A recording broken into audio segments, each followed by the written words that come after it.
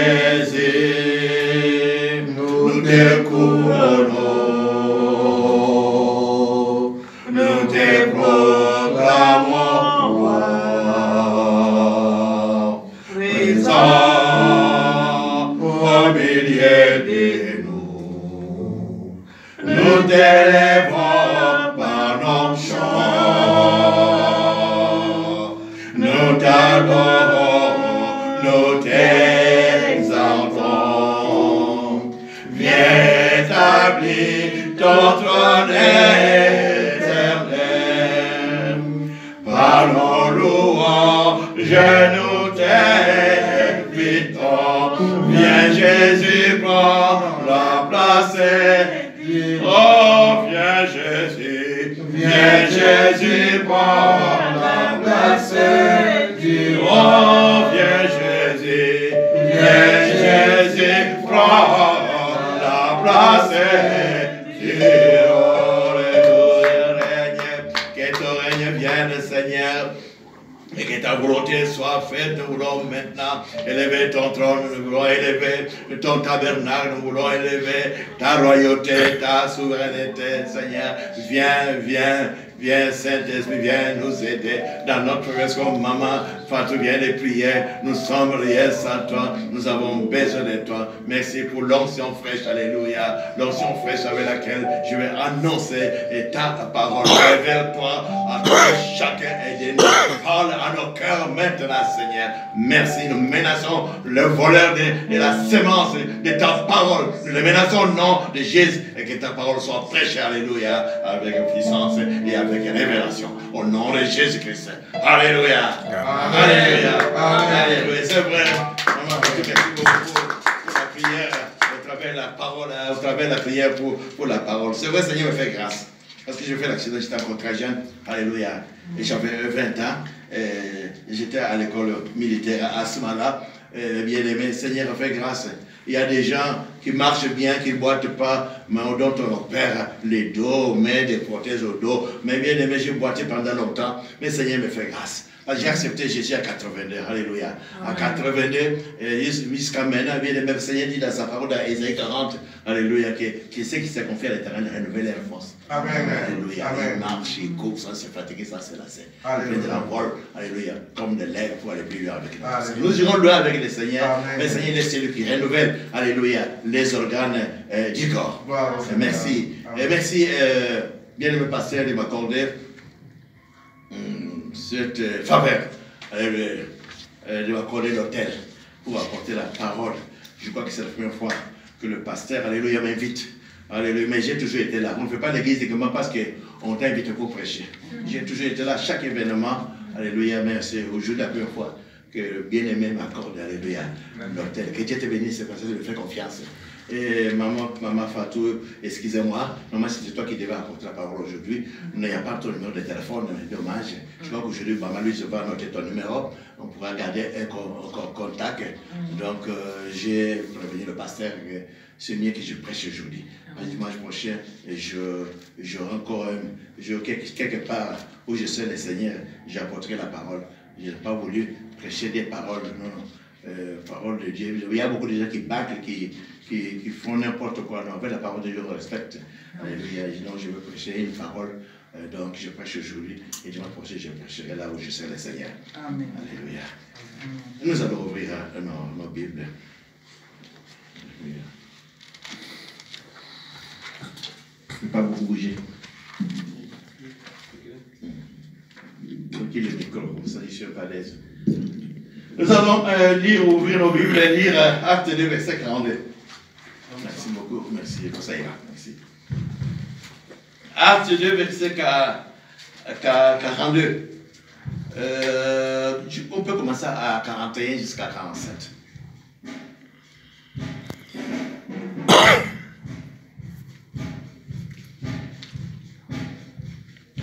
Ceux qui acceptèrent sa parole furent donc baptisés. Et ces jours-là, le nombre des disciples augmenta d'environ 3000 personnes. Évidemment, sans femmes, sans enfants, à l'époque, évidemment. Mais maintenant, on compte les enfants et les femmes, on les compte.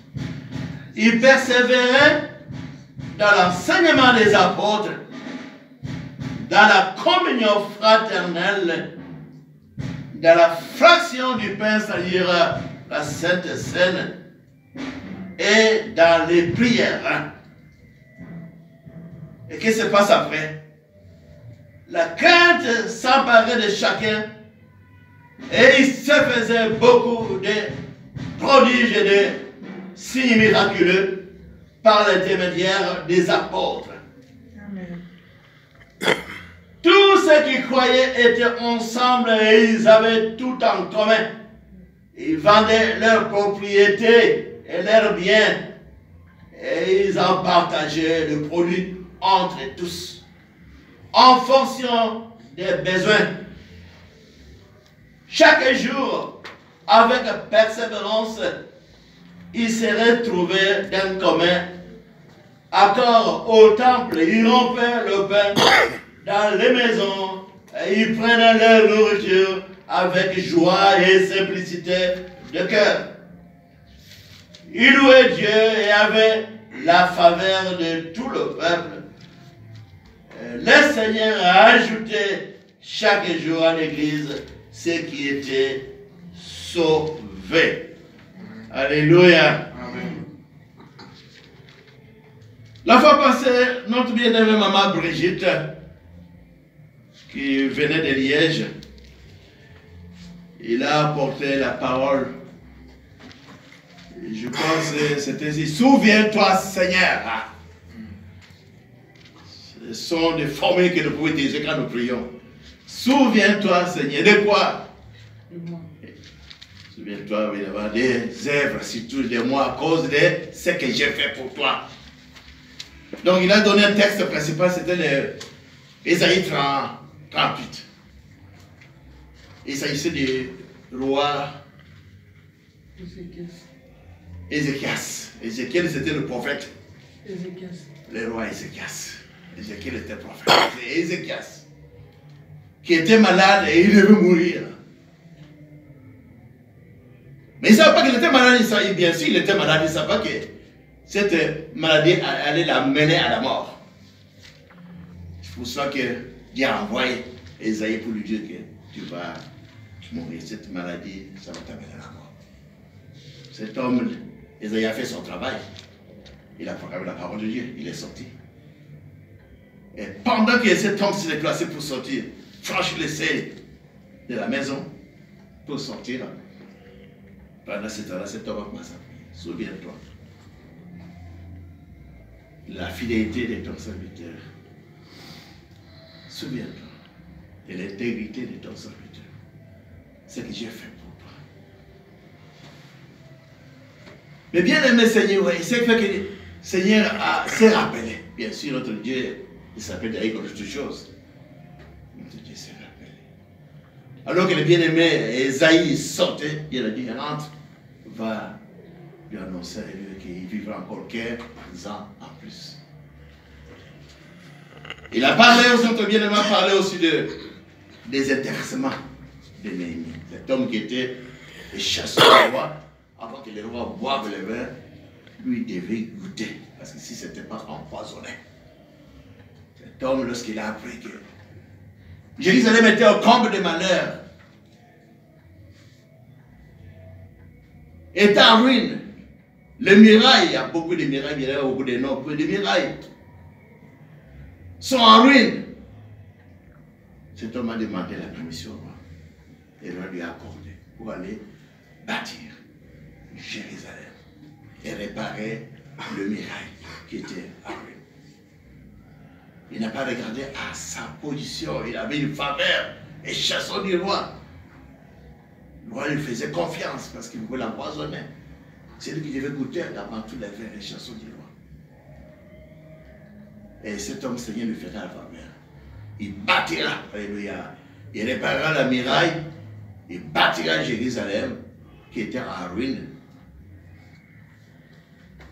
Malgré les oppositions de Sanballat, de Tobie, de Horonite, il y a eu des oppositions. Mais Dieu l'a fait grâce. Notre Père parlera aussi des et nous allons aussi encore en parler bientôt. Si Anne. Il a parlé aussi des Job. Mais aujourd'hui, mes bien-aimés, je voulais parler sur le pierre vivante que nous sommes, de quelle sorte de pierre que nous sommes. Ça allait prendre des dimanches. Je dis, bon, je reste sur le même thème. Alors moi, je veux parler. Je crois qu'en lisant ce passage, vous avez compris de quoi je veux parler. Parce qu'ici, il y a 4. Comme pasteur, il est assis là, sur une chaise. Il y a 4 piliers, il y a 4 pieds. Alléluia. Parce que si un pied manque, le bien-aimé pasteur va tomber. Va tomber. Donc, les apôtres, les disciples à l'époque, ils ont persévéré. Persévéré dans les aspects des apôtres, dans l'infraction du pain, dans la communion et dans la prière. Ce sont les 4 piliers de l'église. Si un pied manque, l'église n'est pas stable. L'église est déséquilibrée. Il y a des églises qui ne faisaient pas la Sainte Seine. Il y a des églises qui manquent la communion fraternelle. Bien sûr, vous pouvez écouter la parole de Dieu, vous pouvez écouter les enseignements des apôtres. Donc nous pouvons prier. Mais ce sont les 4 pieds. Ils ont persévéré dans ces 4 choses-là, bien aimées. Avant de parler de ça, dont le thème comme tel, c'est la persévérance. C'est quoi ça la persévérance? Eh bien, la persévérance prouve la réalité de ceux qui sont réellement les disciples de Christ. La persévérance. Paul nous donne un bon exemple. Nous aurons beaucoup de textes à lire. C'est un mini-enseignement. Mais je reste sur le passage de bien parler de la fidélité, de l'intégrité, des intérêts. Mais moi, je veux pouvoir parler. Je parle ici de la persévérance dans ces choses-là. C'est bien d'être fidèle, mais persévérer dans la fidélité. C'est bien d'être intègre, mais persévérer dans l'intégrité. Donc, je disais bien que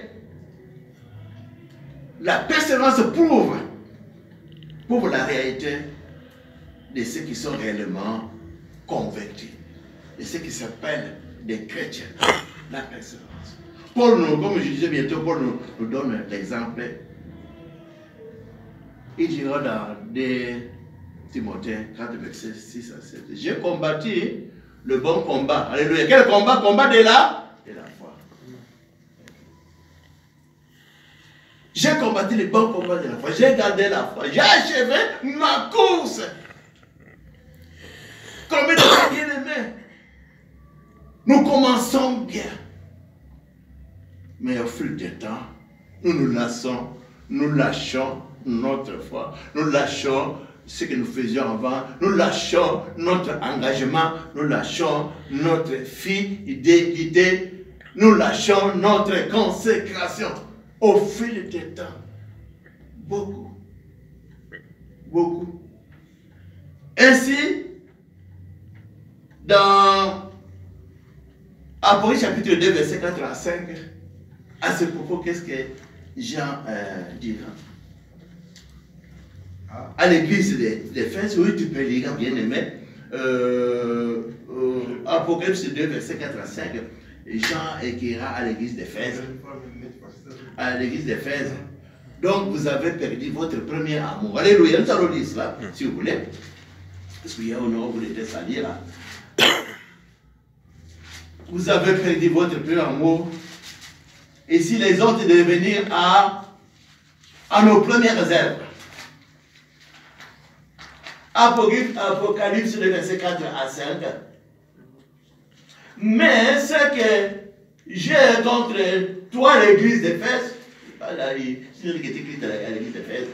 Mais ce que j'ai contre toi, l'église d'Éphèse, c'est que tu as abandonné ton premier amour. Souviens-toi Donc, d'où tu es tombé, répands-toi et pratique les premières œuvres. Sinon, je viendrai bientôt à toi, l'église d'Éphèse, et j'enlèverai ton chandelier de sa place, à moins que tu ne changes d'attitude. C'est quoi ça, les chandeliers, bien aimé? C'est ce qui brille. C'est notre témoignage. Témoignage de l'église. Il y a beaucoup d'églises maintenant qui n'ont pas les témoignages. Qui n'ont pas, disons, pas de bons témoignages. Ici, Jean nous exhorte bien aimé à revenir à notre premier amour. Quand on a accepté Jésus, bien aimé, on ne peut pas rater des réunions de semaine. On a sa carte des dîmes. À Kishan, normalement, la dîme, c'est quelque chose qui n'est pas secret. C'est l'offrande qui est secrète. Il le met donne, l'autre ne veut pas savoir. Mais la dîme, ça montre qu'on est consacré, qu'on est vraiment les membres de l'église. Nous, à Kinshasa, j'ai accepté Jésus en 82.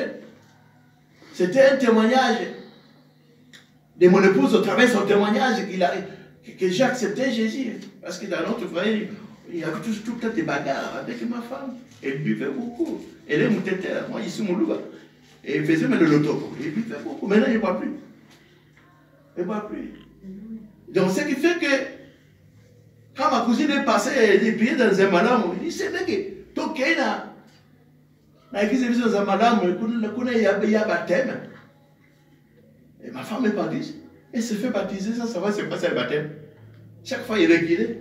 Quand les gens avançaient, c'était ton tour, et il recule. Au fil du temps, mais il n'avance toujours pas.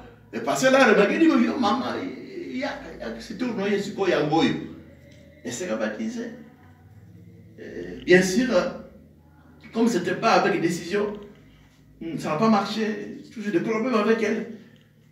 Jusqu'à ce qu'en 82, c'était chez Kakadez, Assemblée de Dieu, pasteur membre à Kinshasa. Croisement à Sosa, le sport. Là, elle allait au marché et justement, elle a été abordée. Elle a accepté Jésus. Pasteur membre dit que non, tu ne vas pas te faire baptiser, on ne va pas te baptiser des fois. Une fois, tu vas, maintenant, elle devenait ton engagement. C'était en 82. Il y a eu un changement. Au travers de son témoignage, j'ai changé, j'ai accepté Jésus, je l'ai suivi, sans qu'elle le sache. Alors quand on recevait le nouveau, quand les nouveaux sont levés, et ma femme a remarqué ma présence, c'est ça que je l'ai suivi. C'est parce qu'il y a eu un changement dans le couple, c'était un témoignage. Alléluia. Un témoignage. Jusqu'à aujourd'hui, bien aimé, je peux vous dire, Seigneur m'a fait grâce. Il n'y a pas eu de temps mort. Je n'ai jamais raté des réunions de semaine. J'étais à Jérusalem, on a été les premiers diacres là-bas. La chorale a commencé en 87, c'était ma femme qui était, j'étais une des premières, j'étais la chorale de maman, hein, et bien qu'ici il y avait un homme là-dedans, pasteur Kofi, qui est déjà auprès du Seigneur.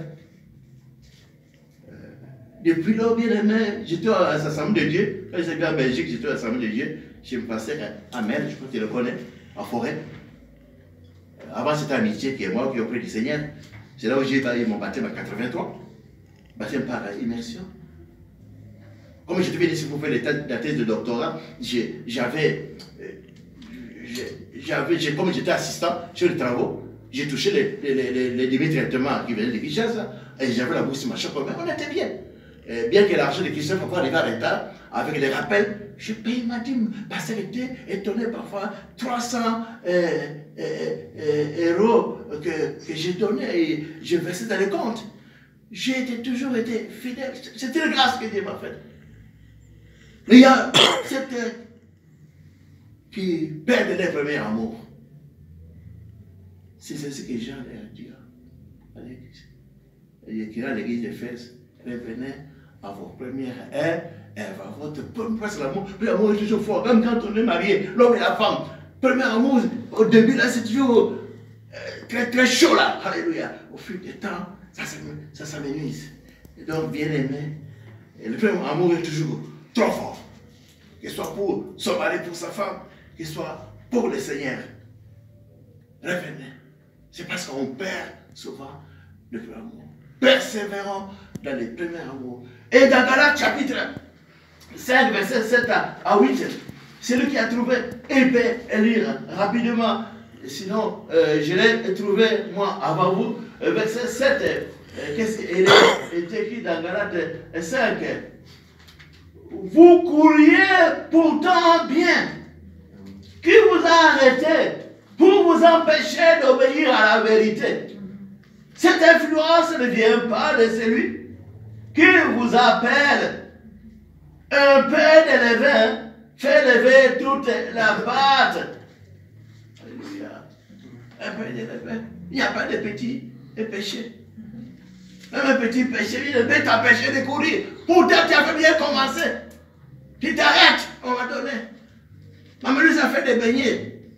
Mais j'ai vu quand il fait des beignets, il met la ligne de vire. Et la pâte gonfle bien élevée, c'est ça. Un peu d'élevé fait lever toute la pâte. On gonfle, on ne peut plus courir. Parce qu'on est gros. On prend des volumes. La portée est étroite, je ne peux pas entrer. Un peu d'élevé fait lever toute la pâte. Pourtant vous couriez bien. Qui vous a empêché de courir? Pourquoi vous êtes arrêté? Cette influence ne vient pas nécessairement de celui qui vous a appelé. Notre Seigneur Jésus qui nous a appelés. Alléluia.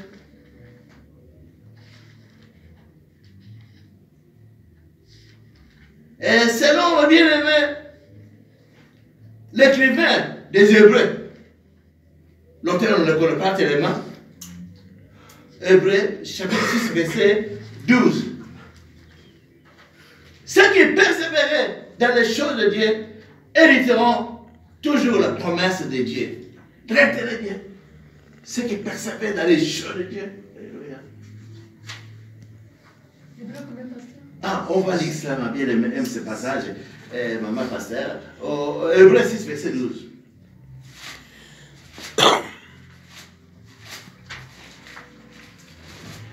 C'est après Timothée et Tite, alors, ce sont des épîtres pastorales. Et puis le mot maintenant c'est Hébreu. Hébreu chapitre 6, verset 12.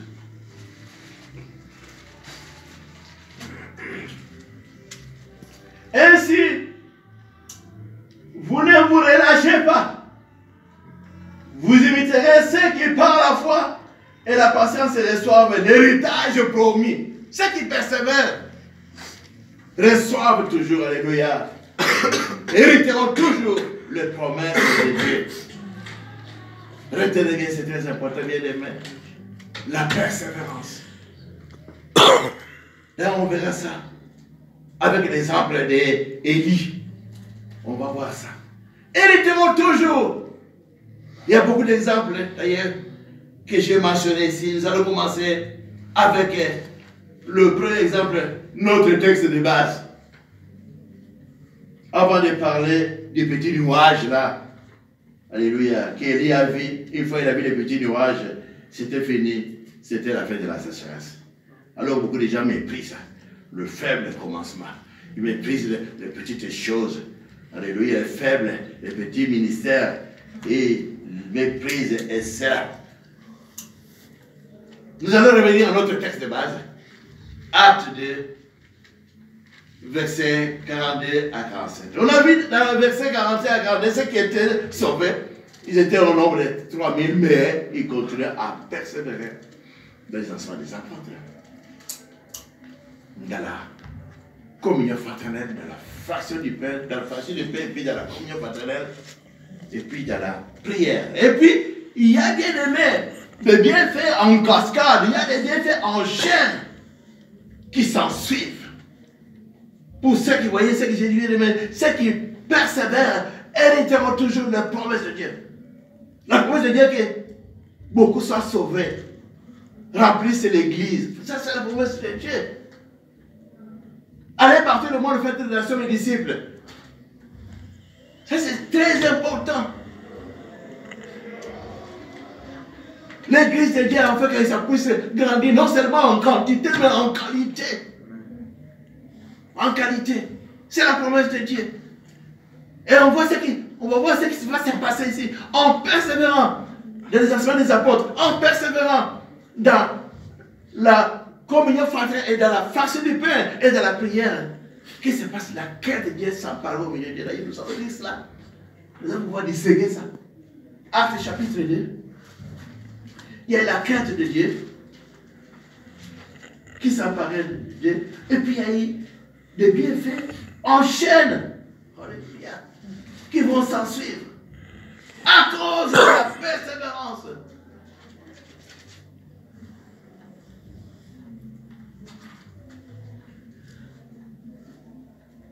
Quels sont les bienfaits qui vont s'en suivre après la persévérance? On va voir ça au verset